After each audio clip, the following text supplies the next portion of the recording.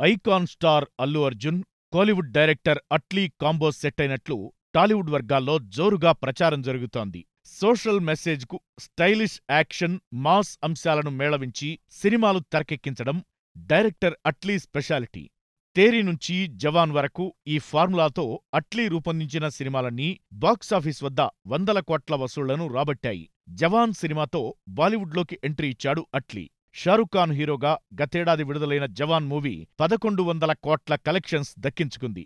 Bollywood హిస్టరీలోనే highest collections రాబట్టిన సినిమాల్లో ఒకటిగా నిలిచింది. జవాన్ బ్లాక్ బస్టర్ తరువాత అల్లు అర్జున్తో అట్లీ సినిమా చేయబోతున్నట్లు సమాచారం. అట్లీ మార్క్ స్టైలిష్ యాక్షన్ అంశాలతో ఈ మూవీ రూపొందనున్నట్లు సమాచారం. ఈ పాన్ ఇండియన్ మూవీ కోసం అట్లీ 60 కోట్ల రెమ్యునరేషన్ అందుకోనున్నట్లు తెలిసింది.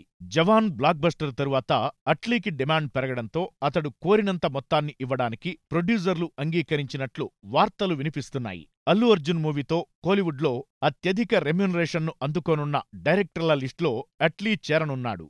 అల్లు అర్జున్, అట్లీ కాంబోలో తెరకెక్కనున్న మూవీని సన్ పిక్చర్స్ సంస్థ నిర్మించబోతున్నట్లు సమాచారం.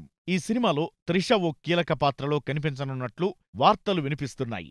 ఆమెతో పాటు మరో స్టార్ హీరోయిన్ లీడ్ రోల్ చేయనున్నట్లు తెలిసింది. త్వరలోనే అల్లు అర్జున్, అట్లీ సినిమాకు సంబంధించి అఫీషియల్ అనౌన్స్మెంట్ వచ్చే అవకాశమున్నట్లు తెలిసింది.